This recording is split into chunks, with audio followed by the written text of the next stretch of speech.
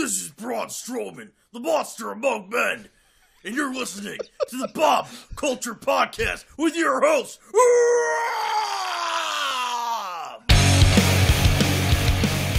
All right, ladies and gentlemen, welcome back to a very special edition of the BCP. Excited right now to talk to a jack of all trades. I mean, the list goes on and on. Of course, got to introduce our co-host, the Anti-smark. What's up, bro? How you doing over there? How we doing? We're doing good, man. But like I was saying, got to introduce the jack of all trades himself. I mean, hashtag Super Zebra. You've seen him on the likes of Impact, DCW, MLW, Beyond, everywhere doing the ref thing. This guy is a writer, creator, the man behind Camp Leapfrog and Tales from the Mat. The list goes on and on. Please welcome to the show, Mr. Kris Levin. Kris, how are you, man? Thank you. I'm doing very well. How about yourselves? Doing the best we can this year, man. Yeah, hanging in there. Yeah, we're not worthy over here, man. We appreciate a few minutes of time, man. Thanks so much. Man, where do I begin, man? Let's start with Tales from the Mat, man. This is very interesting. You know, podcasters over here. I listened to a little bit of the first episode. This is an interesting philosophy here where you came up with this. The intro, it almost sounded like it was like the Tales from the Crypt, like Crypt Keeper guy checking in a little bit. Tell us a little bit. Was that him? That might have been him. I might have used a cameo for that, even though I might not be allowed to, but we'll keep that between us. That's our little secret, okay? I don't know. Yeah, but no. So I've always been attracted to like the historical, the anthropological, the weirder corner of things. You know, I grew up loving Ripley's Believe It or Not and visiting the local auditorium in Atlantic City all the time as a kid, and that really got implanted into my DNA as I became an adult. And aside from writing with Ripley's Believe It or Not, I also started writing those same types of stories, but in the world of professional wrestling. And I just got to thinking over the course of the lockdown, what can I do to take the Tales from the Mat articles that I put out, syndicated online, and just take it to the next level. And I felt that the obvious thing that I hadn't considered previously for whatever reason was podcasts. Because, I listen to podcasts all the time, whether it's when I'm getting ready for bed at night or when I'm on the road going to a show. And I just wanted to add to that. So the idea to do a podcast had been in my head for a while. It was just about finding the right choice. Like, I know there's a lot of articles that I've written in the past, whether it's about the Luchador serial killer or what have you, that'll make great episodes someday. But I wanted to do something original for the first one that I hadn't delved into before. And with me, it's all about what piques my interest, what captures my curiosity. Like, I can do an assignment, but it's just not as fun for me. Like, there needs to be that genuine curiosity on my end. And that's how 99% of anything I produce in artistically, it's based off I have a question or I have an interest and it's not out there suitably. So I want to rather tell the story for the first time or tell a story in my own unique way that, because I feel like a story hasn't been told to its fullest potential.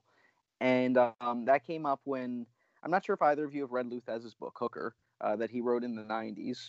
I've read excerpts in the past. I haven't read the whole thing through recently. Oh, yeah, and it's a fascinating read. And there's this one section in there where Luthez discusses his trainer, George Tragos, who was a old-timey pro wrestler, an Olympian back in the 20s. And there's an urban legend that's been circulating the wrestling industry for literally decades, that Tragos had a match with someone who was a legitimate wrestler, but not up to the chops of, an Olympian like Tragos. And this kid apparently had a bit of an ego, allegedly.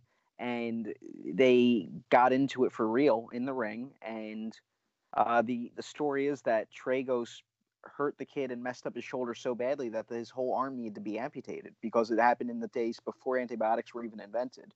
And it's like been passed around as like perfectly emblematic of the horror stories that you hear of, like the Andersons breaking arms and legs for aspiring professional wrestlers and whatnot.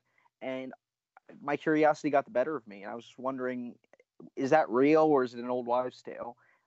So I set out to do what most people thought was impossible, and I wanted to authenticate the story.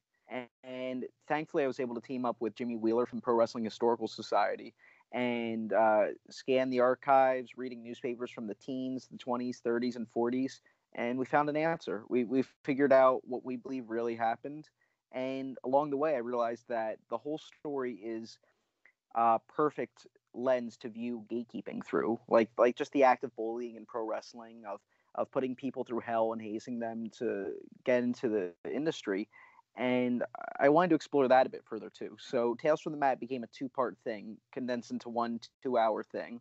The first hour is exploring that whole story with George Tragos, and the second hour is a series of conversations that I had with Gerald Briscoe, Dr. Tom Pritchard, and Lufisto to see what their experiences were with bullying and gatekeeping on both sides of it.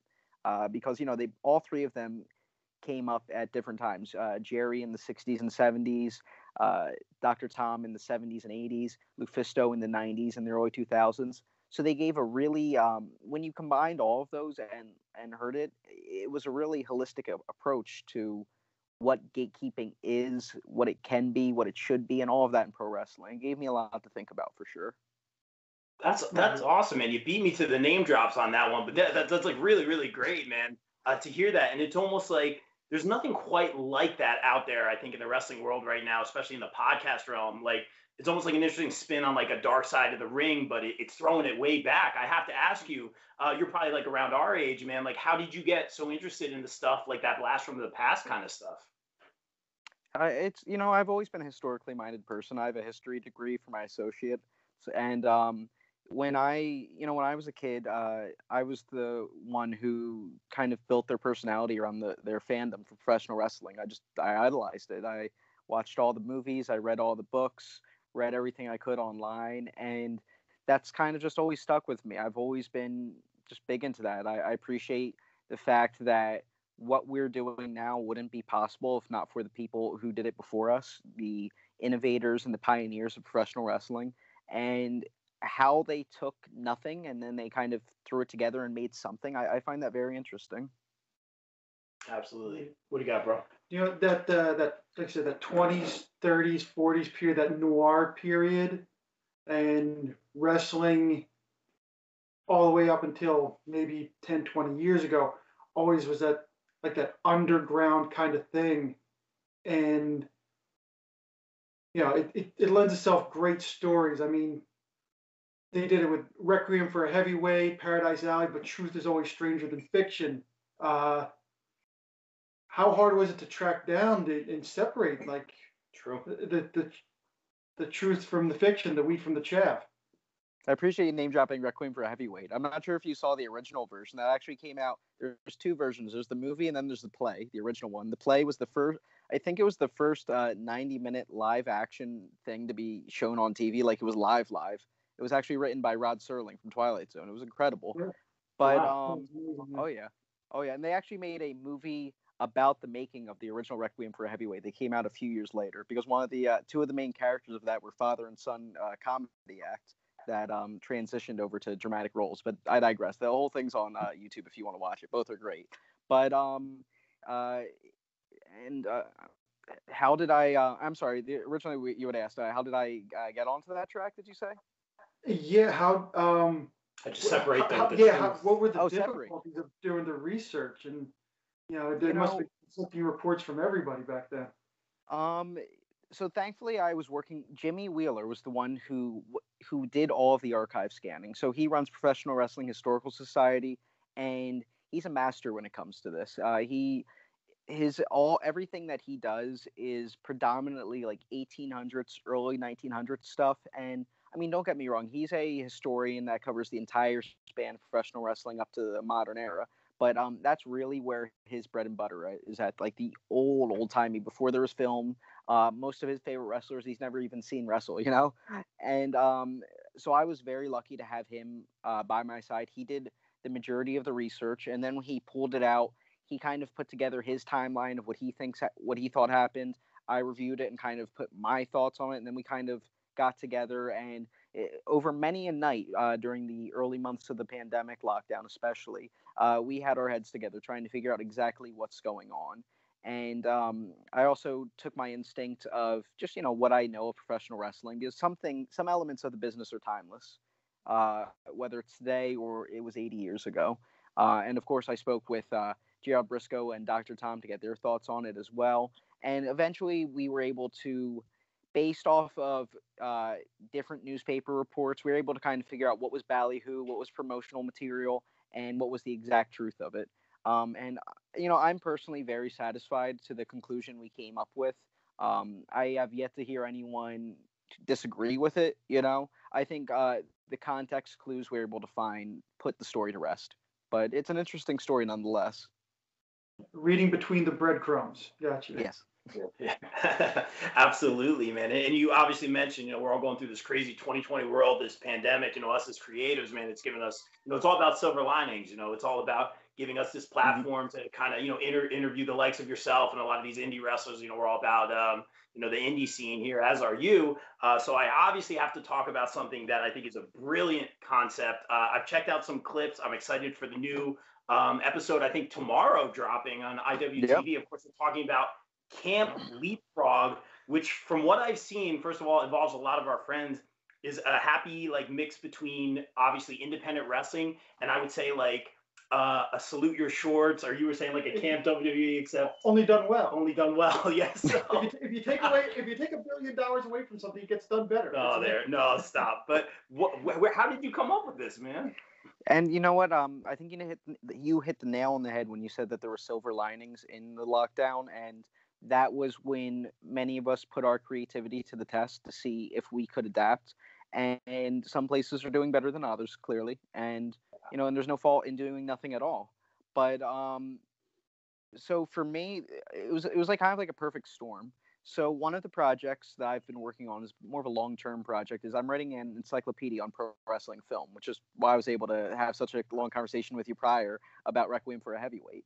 And when I say that, I'm talking all film from late 1800s up until 2020.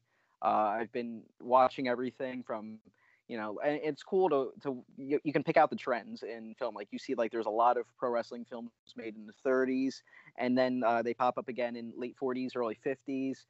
They come back out in popularity in the 60s and then the late 70s, early 80s. And we're starting to hit another boom now over the last decade, I'd say, with pro wrestling going so mainstream. But so I was watching a lot of different ways that you could mix filmmaking with professional wrestling in advance. That kind of that was like pre-gaming, I guess you could call it, for Leapfrog.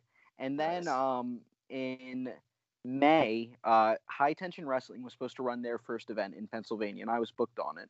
And with the lockdown, that unfortunately never happened.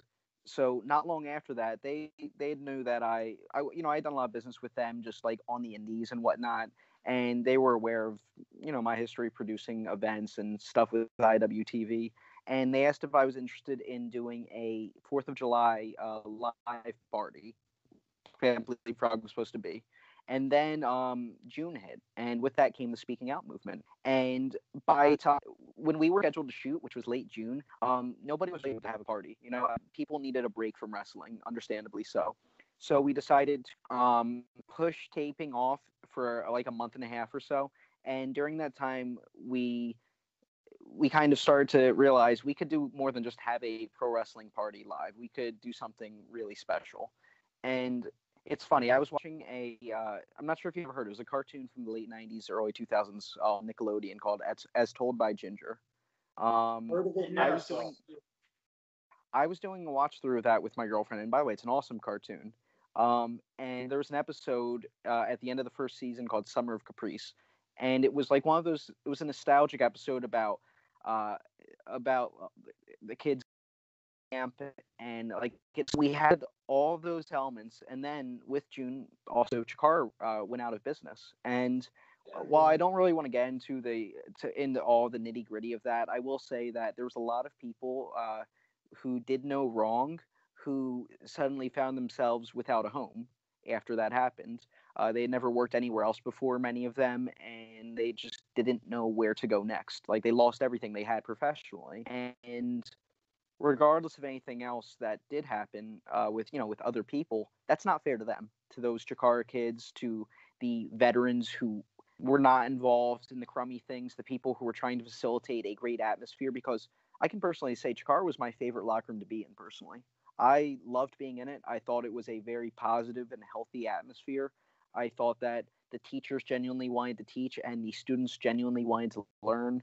Um, and I all of these things just turned into Camp Leapfrog. We realized we could do that. This property that High Tension Wrestling was wanted to run the show on, it kind of looked like a campground, and all of these people who, just Chikara isn't a place; it was people. We all needed to come together and be together and mourn and grieve.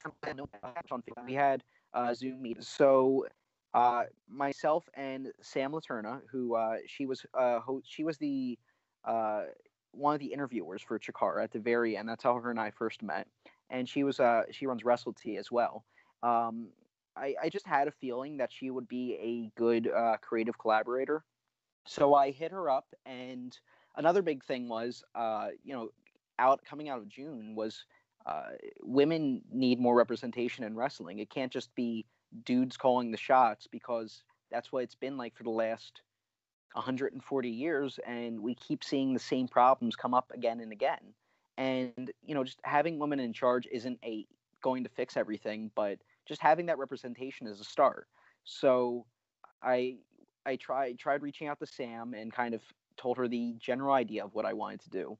And not only was she all about it, her and I work great together. We were on the same brainwave with everything, and creatively speaking, we both make up for the other's shortcomings. I'm more of a big picture person. I like to focus on the overarching plot of things, whereas Sam is more of a details person. So when we put all of our thoughts together, we came up with a really awesome card or script or whatever you want to call it for the first Leapfrog. And we put it together, and then we shot it. And the first Leapfrog was by no means perfect. It was a very fun event. And it was a very cathartic event, I think, for a lot of people watching and partaking in it. But there was a lot of great that came from that. It was a solid show. It was an enjoyable thing. It was different. It was and filming it was kind of like an all-day party that we just happened to film a few matches and a few cinematic skits throughout the day, So, and I think that energy translated from what we did through the screen a bit. And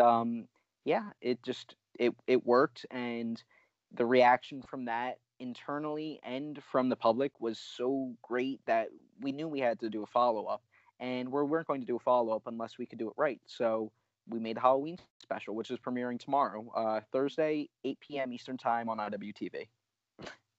Love it, man. And you mentioned our good friend Sam, who's done a great job with WrestleT. I did watch the interview with her and you earlier today. She's always fantastic, but I like how you were saying, like, you're more big picture. And she kind of picked up the pencil, as we say, and added a lot to the table. So that's really, really cool to hear. We got to mention some of our friends. We're big with the Goddesses of War brand, another one of the all-female brands represented here in the New Jersey Northeast area. I think, correct me if I'm wrong, I think in that interview you said that you had started an all-female promotion. What was it, in New York or something like that? Yeah. In 2014, I ran Valkyrie Women's Professional Wrestling, and we ran shows for about 2 years. We were actually the first ever all-women's wrestling promotion to run in New York City since women's wrestling was made legal back in the 70s. Before that, you couldn't even be a woman and wrestle there. I think they made it illegal in the 20s or something like that. Really? But yeah, the New York State Athletic Commission has always been and always will be the worst thing ever. It has no redeeming value whatsoever. It's a waste of time. But yeah, and we do have a few talent that we share with Goddesses. I'm not sure exactly who's on the roster. I think Kaya McKenna worked there. That's what I was waiting for. That's our pal right there. Oh yeah, Kaya. She is absolutely awesome. She is one of the most savvy and intelligent people I've ever met in professional wrestling my entire life, bar none.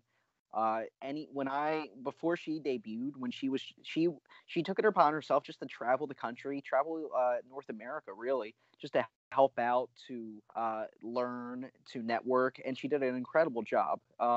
When I was at Impact and working backstage, aside from reffing with production stuff, she became my de facto right-hand person. We would travel to the shows together. We were attached to the hip all, during the weekends that we would do tapings and whatnot. And, that just translated to a great friendship that she's still a huge part. I mean, her and I traveled together with Sam Laterna and with referee Adam Galt to the Collective just a few weeks ago. And on that road trip, we wrote out the whole script for Camp Leapfrog's next show. But that's still in the pipeline. First, we got to get past tomorrow.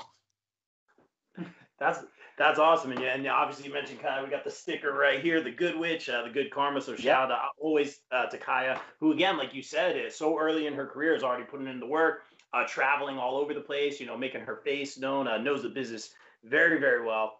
So we mentioned Kaya. Talk about some of these other indies. Again, we're all about the indies here. Talk about this other talent that you decided to bring in for Camp Leapfrog specifically.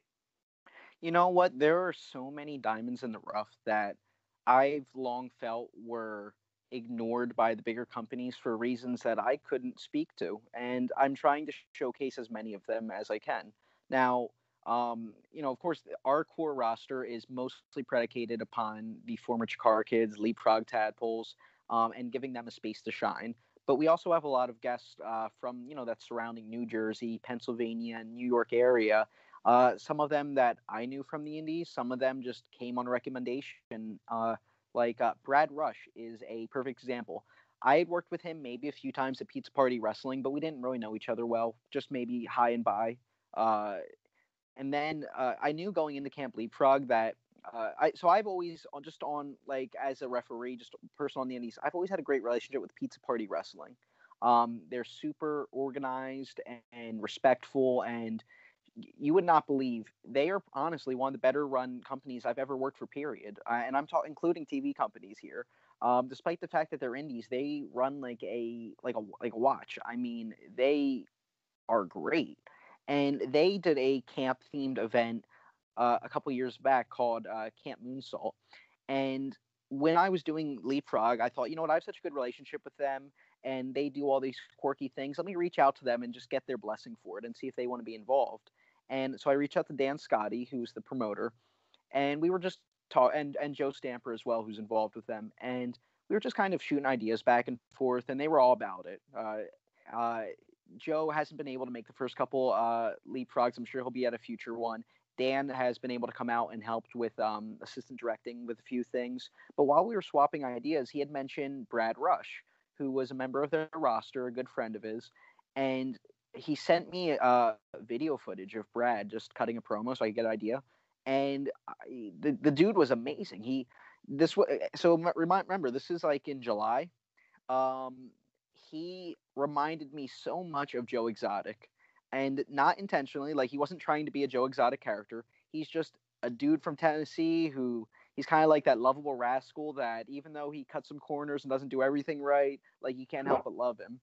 And I was like, that's it. That's the plot to Camp Leapfrog. He's the campground owner, and someone's trying to shut him down. And we just ran with it. And then I wasn't honest. I sight unseen. I booked Brad for it and kind of built the whole thing around, not around him, but he's like a big part of the story. And then when he got in there for the main event at Camp Leapfrog, the first one, I didn't have a lot of expectations because I'd never seen him wrestle really, but he killed it. I was shocked. And I was like, wow, like, we've got someone here, And there's so many, there's never been a bad match at Camp Leapfrog. We're very lucky to say that. Never has there been a single one. Even though these are all studio tapings, we've never had to do a retake or anything like that. Everything is a first take, and everyone's killing it. There's Killian McMurphy, another one who is from Delaware, who is one of the best wrestlers, one of the best speakers you will ever meet. Who had a great match with Violence, who is another guy who's killing it in South Jersey. I've known Violence since I first started in the business. Like, he started at the same school I did in 2007, just like a couple months before me. The list goes all to Trajan Horn, Ron Voyage. They were a last-minute tag team because someone didn't make it the first time, and they had perfect chemistry in ring and just their personalities, and they clicked. Matt Mikowski, who former MMA star, now he's doing Bloodsport and stuff. He's teaming with Travis Huckabee as Salt the Earth, and they are just two phenomenal professional wrestlers. And it's exciting just to have all of this incredible talent. And not only do we have great talent on camera, we have plenty off camera too. Like, So tomorrow, Camp Leapfrog, Things That Go Bump in the Ring, premieres at 8 p.m. Eastern Time on IWTV. But prior to that, at 7:30, we're doing our version of a free-for-all, and it's going to be called Open Swim. And it's going to air stream live on Independent Wrestling's Facebook page, which is run by IWTV. They have like 117,000 followers. And I forget who had the idea, but I worked with Sam Laterna through it. Sam was the one who put the whole thing together. She interviewed Cheeseburger, got behind-the-scenes footage. We have an exclusive match that we taped just for it. That's going to air from 7:30 to 8 p.m. tomorrow. And or Sam Fritz. Sam is the head editor for Camp Leapfrog, and he works harder than anyone there because he doesn't only work in the days leading up to Leapfrog. He works Leapfrog, and he works with me in the weeks after it, just finessing every single aspect of it. Like everything in Camp Leapfrog, there's nothing that accidentally makes the cut. Every single second of footage is scrutinized, and there's no dead time. Everything has a purpose in it, and it wouldn't be without the Sam Laternas, the Sam Fritz, our incredible locker room. Like we just High Tension Wrestling for making it possible. IWTV for having faith in us to let us do our thing. Like we've got such an awesome cast and crew. I'm so thankful for all of it, really. That's awesome. I'm super excited for the Halloween. What a great name. Things That Go Bump in the Ring. That's great. Love it, bro. You'll never guess where that came from. So y'all know Retro Anthony Green. He was just signed to NXT in the last month. He's my best friend, and he was running 01 USA Northeast for the past year up in Massachusetts, Rhode Island, that area. And his Halloween show was going to be called Things That Go Bump in the Ring, and it unfortunately couldn't run because he got signed to WWE. Like, what a good reason not to run shows anymore, right? And when we put together Camp Leapfrog's Halloween special, like we were all talking about like a spooky Camp Leapfrog Halloween, all kinds of things. And there was a lot of ideas that we liked, but none that we loved. And then Anthony was like, hey, I was going to do this and I can't do it, so I'd rather you guys have it. And it was perfect. And there's a lot of symmetry there because Anthony was the one who came up with Camp Leapfrog, like the name in itself, Camp Leapfrog. He invented that when we were looking for names the first time around. So yeah, Anthony's just in charge of naming our shows. I love it. No, but it's a great name. I'm super excited for the episode. Obviously we mentioned Kaya, Violence, a friend of the show as well. We had a great interview with him not too long ago, and it was very intense. I will say that. It was very intense. That's him. Him. You know the deal. But last question from me, and Kris, thank you again for a few minutes of your time, man. Obviously, the business, name drop here, but Tom Dreamer was on recently. He basically had said, the world came to a stop, but professional wrestling didn't. Kept going, which I'm so thankful for. I'm so thankful to see opportunity for our friends. I'm so thankful to see things like Camp Leapfrog come about. I've had a lot of opportunity talking to people on Skype or indie wrestlers to tell their story, and getting to talk to you is an honor. I recently got to jump on commentary for the first time on Saturday. So for everyone that's trying to make moves in this business, that's trying to get over, as we say, that's trying to, get their character over, or connect with the fans, whatever it may or may not be crew, behind the scenes, behind the desk, whatever it may or may be, what advice would you have? I think that's twofold. My first, and by the way, congratulations on your recent commentary gig. How'd it go? It was so fun, dude. A lot of puns, a lot of puns, but I think straight out of coffin during the cassette match was a good line right there, but I digress. Go ahead. I would say my advice would be twofold. Actually, you know what? I will say threefold. First of all, to borrow a line from JFK, don't ask what you can take professional wrestling. Ask what you can give to professional wrestling. Be of service. Anyone who just takes from the business and doesn't leave it better than they found it is doing a disservice to something that they supposedly love. And I think you could have no better of an example of someone who gives back to professional wrestling than Kai McKenna, who we were talking about earlier. She put in all of the hard work, and now she's getting so many wonderful opportunities ahead of time that you would not expect someone to get in their first year. And it's not because she's the second coming of Bryan Danielson. It's because of her.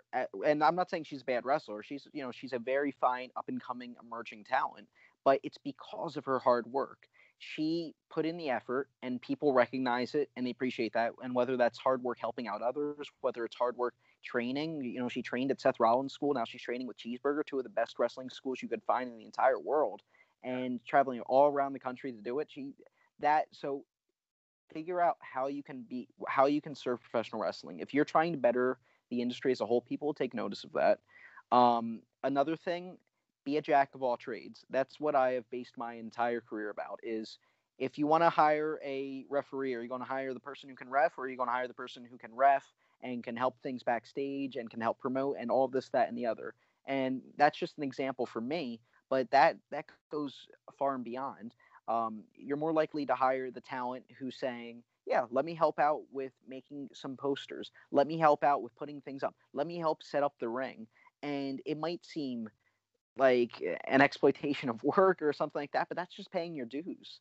Like, if I get to a show and the ring's not set up, I'll be the first one to go over there and help pick up a board. And you know what? Eddie Guerrero, right up till the day he died, he would show up early and he would set up the ring at WWE. Like, there's no job that is, there's no person that's too important for any job in pro wrestling. And that goes for anything. So be able to help anywhere you can. And the third thing is, it kind of goes hand in hand with what I was saying before with Kaya, and that's networking and building relationships. Every positive thing that's ever come in my career has come because of the foundation that I laid through networking. And people, whenever I do a seminar, that's always the biggest question, is how do I network? And there's so many ways to do it, whether it's just being a memorable person, dressing memorably, being really nice, being very good at what you do, being social, just staying in touch with people, which is super easy now with social media, years ago in 2012, there was a group of guys I traveled with regularly. Shane Strickland was one of them. And Shane hit me up and was like, hey, we're going to a show in Virginia this weekend. We got an extra spot in the car. Do you want to come? And I traveled with him just about every weekend. So I was like, yeah, sure. And there's no guarantee of pay. There was no guarantee of work even. I just went to hang out with my friends and just to, go see some wrestling. I get there. There's only one referee booked, so I did half the show. On that show was Sanjay Dutt. Sanjay and I worked together and just got along great, worked well.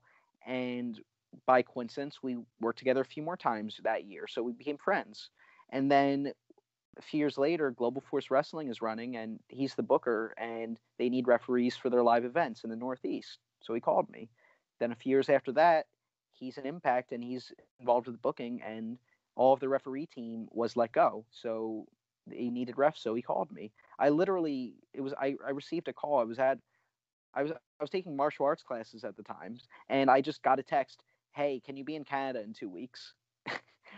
and that's really all it is. And as much as you can say there's luck, in the sense that it was luck that I met Sanjay, it was luck that we got along, it was luck that we stayed in touch. There was also that determination and drive to make all of those trips, because for every trip that panned out and led to something good in my career, there was, dozens more that were just trips that I took, just hoping that there would be an opportunity. And on all of those trips, I did everything I could to be the best performer that I could be, so that when that opportunity was given to me, I could seize it. So it's like Bob Evans says, it's about doing the drives. And that's a little bit more difficult in our current times, less shows running. But once things get backing up, yeah, it's just about going out there and doing it, really. Love, man. I'm super inspired. Is that it for you? Got one more, man? You know what? I got please two more. go for it. One's a camp themed two-parter. Nice. Sure. Apples to apples. Meatballs 1. Ernest goes to camp. Wow.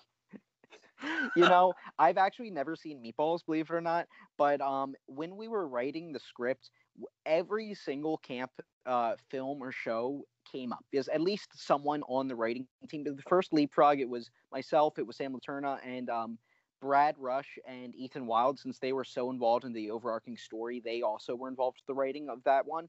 And I can't tell you how many times we were talking about it, and we'd reference a scene from Meatballs, we'd reference a scene from Ernest Goes to Camp, we'd reference something, like there's so many to pull from. That's why there's so many. Like, we have a scene where we have the Camp Leapfrog camp song, and then all of the wrestlers corrupt it, just like they did in Salute Your Shorts for the Camp Anawana song, So Yes. all of those things you love are in that first Leapfrog. And that's what we hope to do with the second one, which tomorrow it has that same camp feel, but also tons to horror movies of the past. The tropes that you see, the good and the bad from both of them, just to combine it and make it something really fun.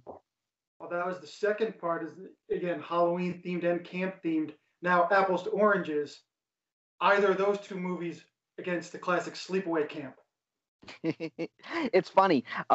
Camp Leapfrog was actually originally supposed to be called, one of the titles was called Camp Wrestle Away instead of Camp Sleepaway. It was like Sleepaway Camp, but that was that was the strongest candidate for its name until Anthony came up with Leapfrog. But yeah, it's all of those movies. If you love them, that's come for that, because that's we even threw in a few clips from horror movies. I won't say what, because they just come in as little cameos throughout the films just to add to it.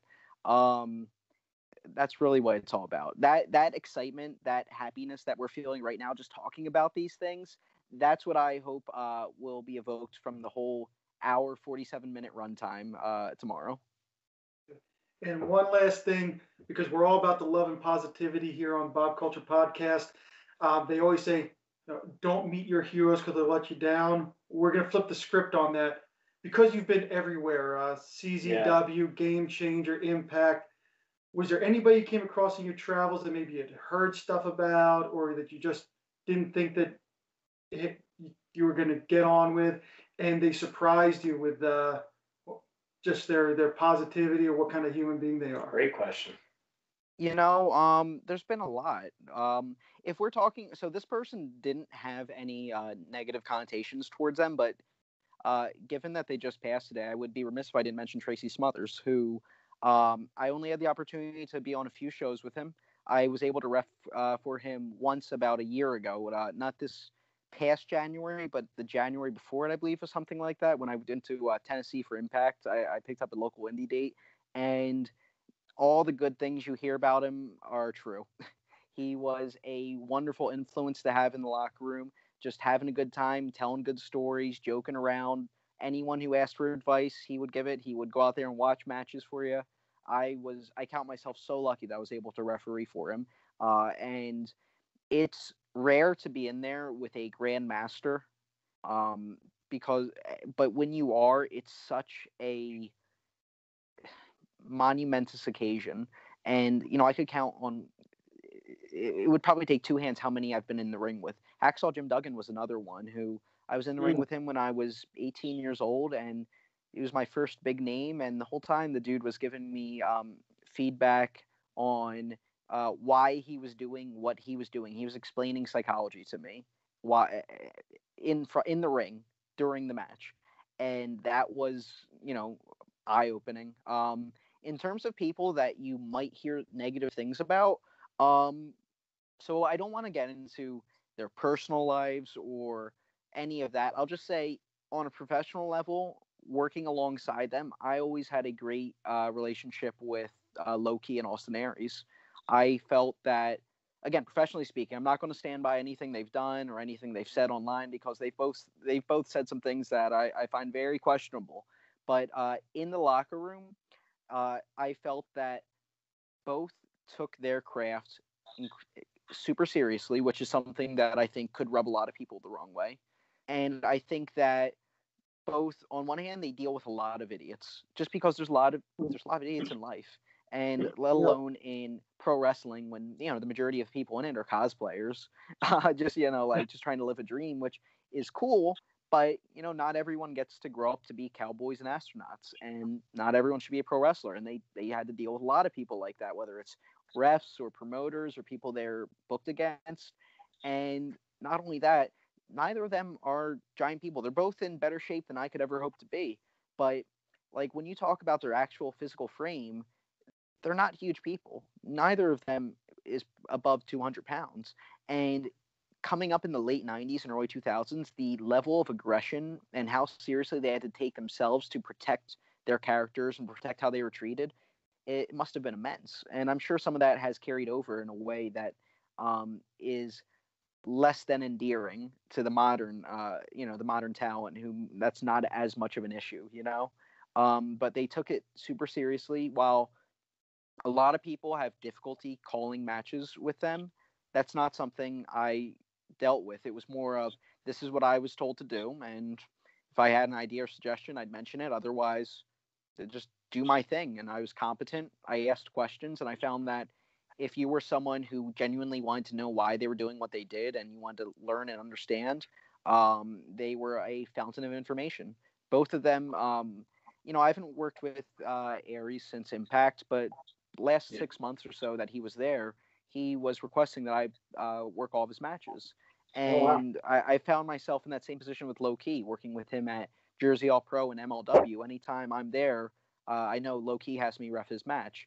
And not only is it professionally rewarding because it's so easy just to go out there and not give a shit and just collect a payday, but I appreciate the fact that they give enough of a shit to be a pain in the ass when you're calling a match with them. You know what I mean? Because they're it's not just because they're difficult. It's because they creatively want to put on the best product possible, and I'm a fan of that. I love working with both of them. Have never had an issue. Wow, dude. Thank you for saying all that. Everything you're saying, I'm like a sponge right now, just taking it in. Like the indie scene has just been so good to us, and we're so appreciative for everything. We're happy we're still running, whether it's outdoor, socially distant, drive-in, whatever we have. Kris, this was great, man. Thank you so much for a few minutes, dude. Before we get out of here, we're always about the shameless promo. Tell everyone how they can watch Camp Leapfrog, I believe, for free with a code. Tell us where they can follow you on socials, merch, all that good stuff. Absolutely, and I'll just say that I that same energy you're feeling right now, I feel too, because I grew up watching a lot of these guys. I grew up watching, Low Keys and Austin Aries at Jersey All Pro, at Ring of Honor, and being able to look in your phone and see that you have that contact number, or if you see him at a show, you're getting a hug. That in socially distanced in non-COVID times, you're getting a hug. That's mind blowing to me. That's something that I will never lose fascination about. But so tomorrow we're going to have Camp Leapfrog, Things That Go Bump in the Ring. That's going to be the world premiere. First, we're going to have our version of the free-for-all. That's going to be called Open Swim. That's at 7:30 p.m. Eastern Time. And that's hosted by Sam Laterna. She's going to have behind-the-scenes footage, an exclusive interview with Cheeseburger, and a web-exclusive match that has Still Life with Apricots and Pears versus former Ring of Honor star Ryan Nova versus Max Zero versus Big Game Leroy Green, which was a really fun match. That's 7:30 to 8 on the Independent Wrestling Facebook page. If you just search Independent Wrestling on Facebook, it has over 117,000 followers. You'll find it. And then immediately once that ends at 8 o'clock, we're going live with Camp Leapfrog, Things That Go Bump in the Ring. And that is going to be 8 p.m. Eastern Time, IWTV. And like you were saying before, anyone who wants to watch it can watch it, because with promo code Leapfrog, you get 5 days free at IWTV. And I'll just say, I've never met someone who has used a promo code at IWTV and not kept the account. It's wonderful. It's the WWE Network, but it's indie wrestling dating back from the 80s to the present day. There's new footage constantly being uploaded, whether it's from the United States, Canada, Mexico, Japan. There's a lot of stuff. And Leapfrog is some of the first content on there that's alternative wrestling. That's wrestling-based, features wrestling, has cinematic elements, and it's just the beginning of that. You're going to see more wrestling. You're going to see more of the people that you love doing what they love, usually in a wrestling ring, but sometimes not. And I think that's cool to see that other side of the coin. And if I could just give one last plug, that would be the Audio-Docudrama that I've been working on all during the lockdown. It was just released a few weeks ago. Tales from the Mat. You can find that on Apple Podcasts by searching Tales from the Mat, or you can go to talesfromthemat.com. And if you click Maimed right at the top, you'll see there's plenty of ways to listen to it, whether it's a YouTube link, Stitcher, Spotify, whatever the case may be. It's all there. Gerald Briscoe, he's biased, but he said he loved it. And if that's good enough for Gerald Briscoe, that's good enough for me. Oh, yeah. Very well said. Hey, Kris, thanks again for a few minutes, man. This was super inspiring just talking about the business. It was nice connecting with you, getting to media. Had a great chat, man. And just, stay safe out there, man, and continued success moving forward. Thank you so much. And it was awesome being on here. I appreciate you guys having me on. I had a blast. And I'm telling you, whether you like it or not, I'm definitely coming back. And if anyone wants to find me on social media, you can find me at Kris Levin. And that's Kris with a K because my parents are difficult. I'll see you on Twitter. Love it. Thanks, Kris. And like we always say here in 2020, people, everyone stay safe, stay positive, take care of each other. We're out. Peace. Bye.